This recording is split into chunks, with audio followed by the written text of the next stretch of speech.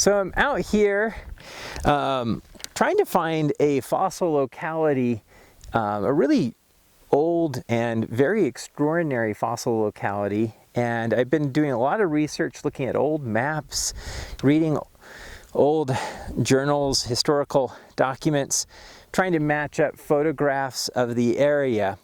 It's an extraordinary fossil site that was discovered in the late Cretaceous frontier formation.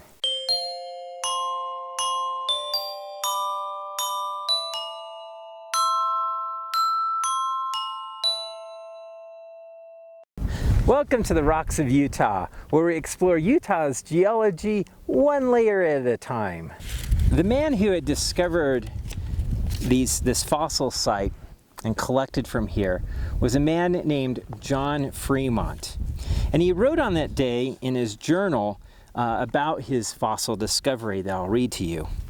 August 19th, 1843. A few miles from our encampment of August 18th, the road entered a high ridge connecting the Uintah with the Mud River chain. And in one of the hills near which we passed are remarked strata of conglomeratic formation. We crossed a ridge of this conglomerate and descended upon one of the heads of Ham's Fork called Muddy, where we made our midday halt. In the river hills at this place I discovered strata of fossiliferous rock having an oolite structure, which in connection with the neighboring strata authorized us to believe that here, on the west side of the Rocky Mountains, we found repeated the modern formations of Great Britain and Europe, which have hitherto been wanting to complete the system of North American geology. In the afternoon, we continued our road and searched among the hills a few miles up the stream, and on the same bank I discovered alternating beds of coal and clay, a stratum of white enduring clay containing very clear and beautiful impressions of vegetable remains. This is the most interesting fossil locality I had met in the country, and I deeply regretted that time did not permit me to remain a day or two in the vicinity. After remaining here only about an hour, I hurried off, loaded with as many specimens as I could conveniently carry. John Fremont was sent on this expedition as part of the United States War Department, because at the time, the United States was on the brink of war. Over there on the other side of the mountains is Utah, which at the time was part of the newly independent Mexico, controlled loosely by Santa Anna, who had come to rule Mexico after its revolution with Spain. But Santa Anna's Mexico was suffering from a civil war with a group of Texans who wanted to establish their own state. The resulting bloody war led to the establishment of the Republic of Texas in 1863. Fearing attacks from Mexico, the new republic sought to annex itself with the United States, but doing so would draw the United States into a war with Mexico. The debate over the annexation of Texas was the political topic of the presidential election in 1845. But there was already wide support for it. President John Taylor, as he left the office of president, signed and agreed to annex Texas into the United States. And the United States voted to embark on a war with Mexico with the election of James Polk. Hence, John Fremont was on a reconnaissance mission for the Army in 1843, mapping and documenting routes through the American West and into the northern territories of Mexico. Because at the time, maps of Utah were all Spanish-produced maps like those of Escalante and Dominguez from Santa Fe, and the United States really had no idea what lay in this western region of the continent. And if where war was declared, then they wanted to understand the landscape and the terrain in order to plan attacks into Mexico. John Fremont found himself traveling across this Mexican-controlled part of Utah and eventually into Mexican-controlled California, where he would lead his own personal rebellion and see himself serve as a general of the short-lived Bear Flag Republic at Fort Sumter in present-day Sacramento.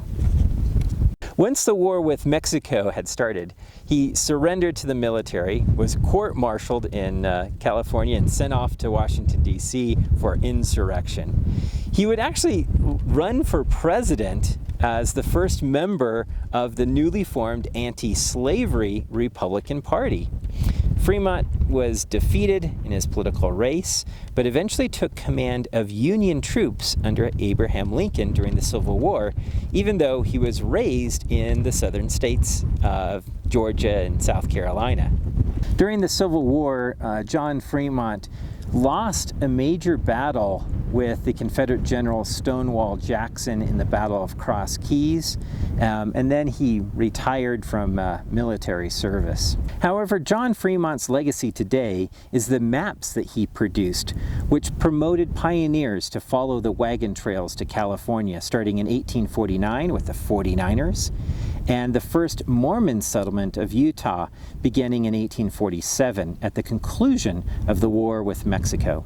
One of the most interesting things about John Fremont was how he made his maps of the interior of the North American continent, which were much more accurate than any of the maps that were produced before. And these maps that he produced would be used extensively during the 1849 gold rush and the Mormon migration in the 1850s at the end of the war with Mexico. So I thought I'd take you through and talk a little bit about how revolutionary John Fremont's maps were of the American West. Let's look at kind of how maps were produced before John Fremont. You can imagine they might have their central city that they're going to start out with, and they kind of know the directions. They probably have a compass with them, and they're like, okay, we're going to march to the west, and oh, we came to a river. So they draw a river, they cross the river, they would keep marching. Maybe the second day, that's the first day. Their second day they would stop, and they noticed that there was maybe some mountains to the north, so they draw in some mountains. They would come, maybe see some more mountains, and then they would see another river that was coming out, cross that river maybe on the third or fourth day. Maybe they marched for a bit and they see a big lake. So they draw a big lake that they see off there. They keep marching. They come. They see some mountains to the south. They're really high and covered in snow. They come down and they see I have to cross another river. They cross that river and they march down. Maybe they got a little lost. They know that if they keep heading south, they'll finally find their, so they get kind of lost. They don't know exactly where they are. But eventually they see something that's similar, something they recognize, and then they march into their starting point. So they produce a map like this. And this map is pretty useless because imagine that you are actually over here and that's not your starting point, and you want to go over here. So you might think, well, instead of going all the way around, trying to look for that lake and then heading south, maybe if I just follow this river downstream, it will take me to that place. And maybe this river connects there. And maybe even they drew that river like that, thinking that this river and this river are the same. So, which they often did. And so you would end up, if you went and it was actually this river that was the actual river, you would end up going too far south and end up in the wrong place when you wanted to be over here. So these maps, these earlier maps, had some problems. So let's look at what John Fremont did that was different. Now, John Fremont was a mathematician. He actually taught math aboard a ship that went to South America for the US military. And he really knew how to take his point and position himself in terms of latitude and longitude. And so before he produced a map, he would very carefully lay out the latitude and longitude, forming a grid. Now you'll notice that these lines are projections to a North Pole that's north of here. So they're not going to be complete squares, and I just drew this really quickly. But what he would do is he would fix his latitude and longitude. Now what's interesting is that there were ships that had gone up and down the California coastline, and they had documented the coastline's latitude and longitude. So he was able to draw on his maps where the Pacific Ocean was based on those measurements. And he also knew where his starting point was in St. Louis by knowing the latitude and longitude of that point. And so you can see that there's all these blank squares that he could then pass through, and if he knew his latitude and longitude, he could actually then plot his course through this grid and produce a very accurate map. All right, so how do you get latitude and longitude? Well, latitude is actually pretty easy. What you need is a special tool called a sextant to measure the angle of celestial bodies in the sky. So the Earth is a sphere, and what you can use is a projection to a celestial body. The easiest one to think about is Polaris, because Polaris is a star that sits on the axis, the projection of the axis of Earth. Okay, that's the North Pole there. And so what you can do is basically, as you wander around the Earth, and sailors know how to do this really well, you basically measure the angle of your position on the surface of the Earth. So you can imagine that as you move north and south in the northern hemisphere, and you measure your projection to the North Star, it's going to change. And in fact, as you get closer and closer to the equator, you're not going to be able to see the star Polaris because of this projection. So this angle, when you're at the North Pole, is going to be 90 degrees. But as you move to the south, away from the North Pole, this angle is going to decrease in the night sky. And each one of these is going to be your latitude in the north-south direction.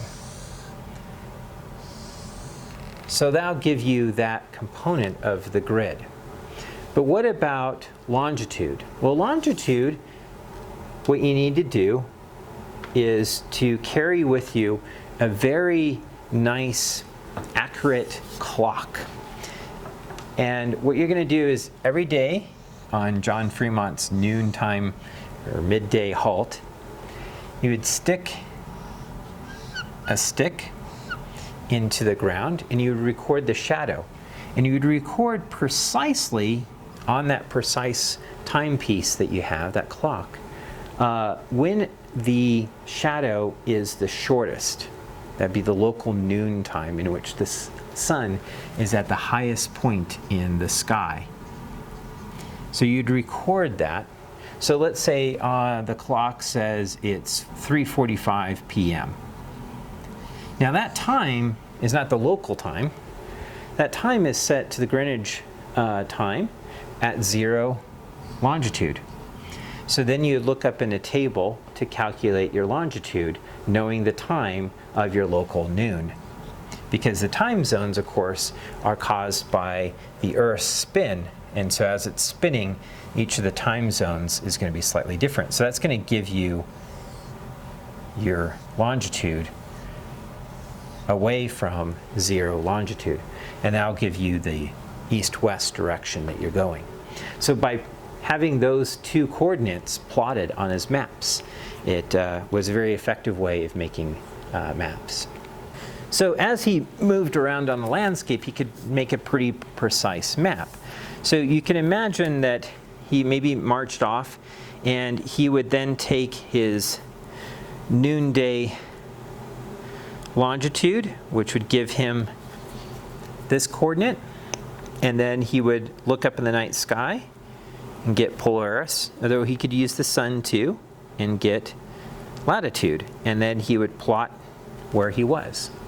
And then the next day he would do the same thing. He would calculate his longitude and his latitude and plot his position. And then what he would do is fill in what he was seeing. So he may notice that he was crossing a vast desert. So he would say, okay, we got a desert there. And then, you know, he'd plot his next day. And he'd say, oh yeah, we came to a river. So he would draw a river. Now what's really neat about this, as he was plotting his course, is that he could actually get pretty precise. Come to another river, maybe some mountains to the north. So he could get a really precise map. And he was very careful only to map the areas that he was exploring. As he moved, he'd plot his points each day and record what he was observing. This is very useful because this map will give you distances. So let's say your starting point is down here. You would know basically the distance between your point and this point here, or this river over here. So you could actually then fill in the blanks that he left in his map. So he became known as the Pathfinder because he was using this technique. It was a typical sailing technique, but he was using it on land to map the American West. But today we're out here looking for his original fossil locality in the Frontier Formation. Hoping to find some really cool and interesting fossil plants just like he did back in 1843.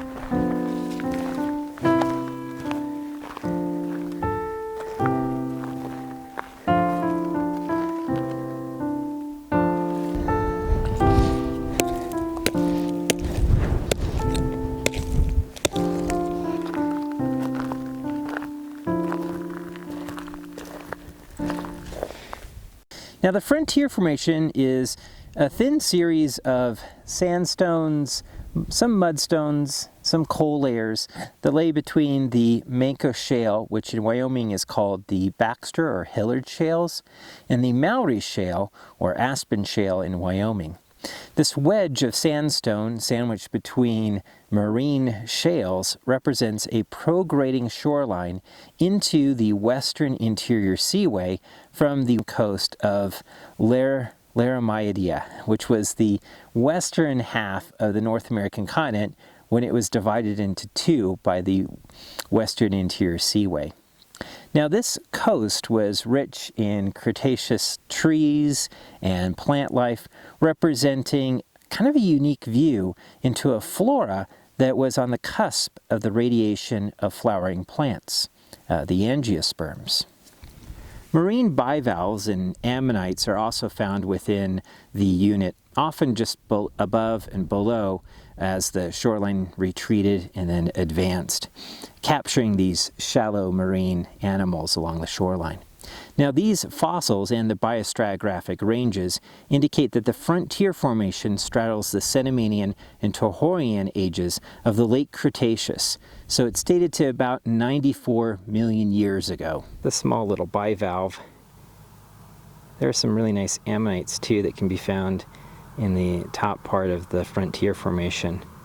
Definitely worth stopping and taking a look at. Now you may be surprised to know that the Frontier Formation also contains dinosaurs. Although very rare, there are two genera of quadrupedal, armored, and chylosaurs that are known from this unit. Notosaurus and Stegopelta, both discovered and initially described more than 100 years ago. Since their discovery, there have been few, if any, dinosaur fossils found in the frontier formation. But I'm out here, might as well look and see if we can find any signs of dinosaur fossils.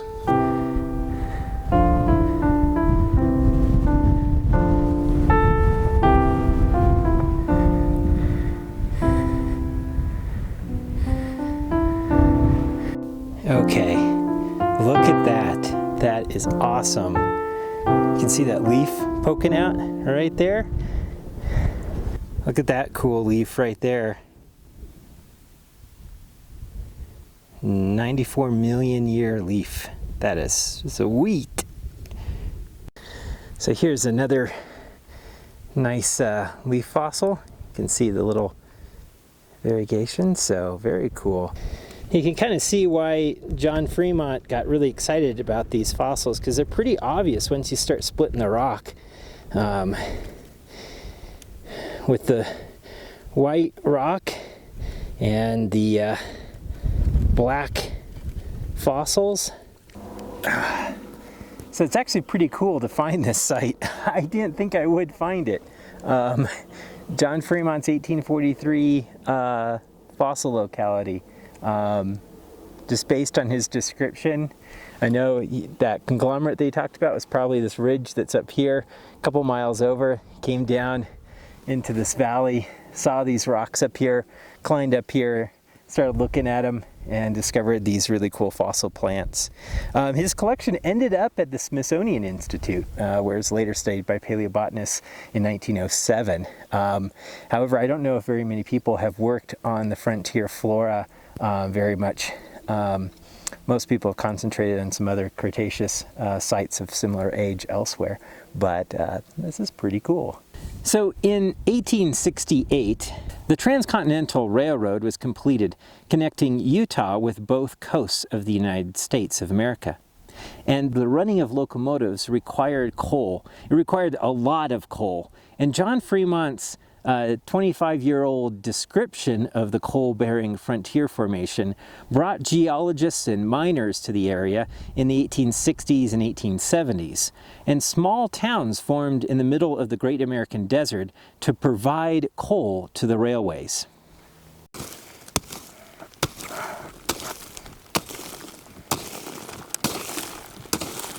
Woohoo! Look at that coal. This is pretty good, fairly high-grade coal. This piece is kind of cool because you can see, don't know if you can see, I'll try to get in the sun. There you go. You can see the little strata of the wood that form the coal, which is really cool. It's petrified wood that's still burnable, still flammable. These small coal mining towns in the middle of the desert attracted young workers were sent out to work in the dangerous mines for often very small wages. In the 1930s, with the introduction of diesel locomotives and the introduction of large equipment to mine coal, where you only need one or two workers to strip the coal off the surface of the land using large dump trucks and big bulldozers, many of these small, tiny coal mining towns disappeared. And all that's left of them are graveyards and the foundations of buildings, including the J.C. Penney's, which once sat here.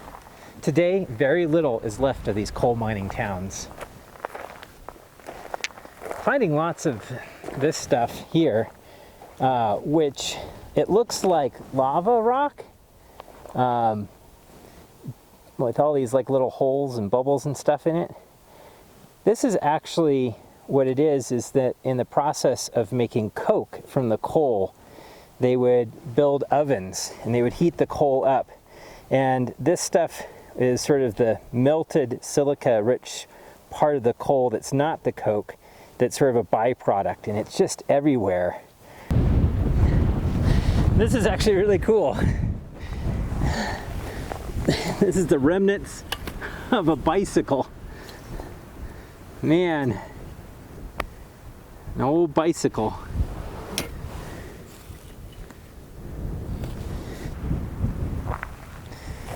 So I think this right here was Main Street, because there's some building foundations over there, and there's building foundations over on this side.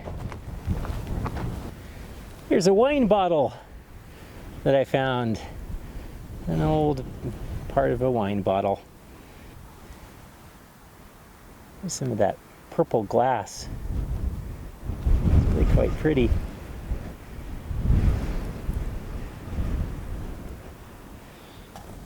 A fender from an old car, maybe?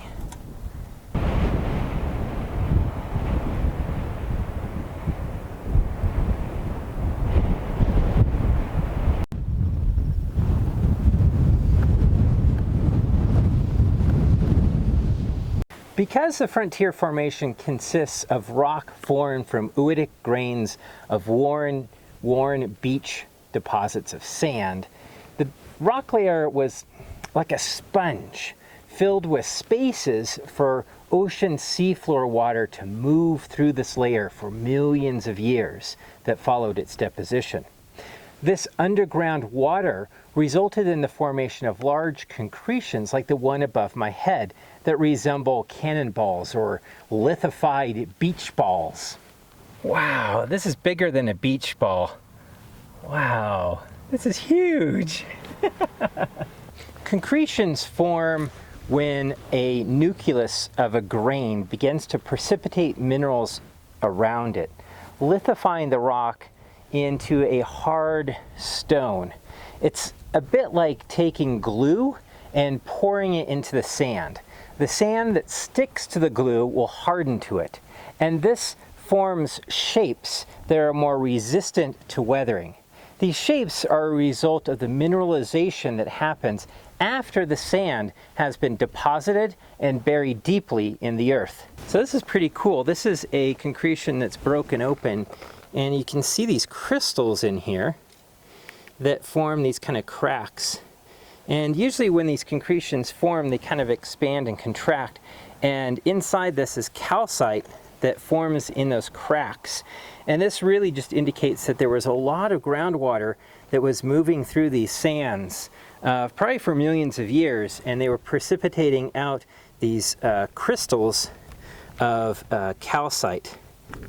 I hope that you enjoyed this exciting episode of The Rocks of Utah.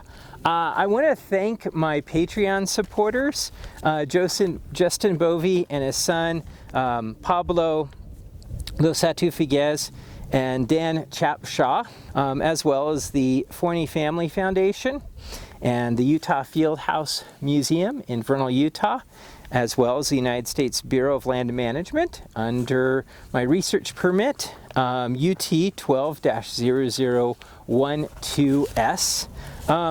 If you'd like to learn more about geology, the geology of Utah, be sure to subscribe to my channel. I also teach geology and paleontology at Utah State University at the Uintah Basin campus in Vernal, Utah. And if you'd like to earn actual degree and become a professional geologist, check out our geology department webpage. And I have a link below in the description if you're interested. If you have any questions, feel free to email me or leave a comment. Thank you again for watching.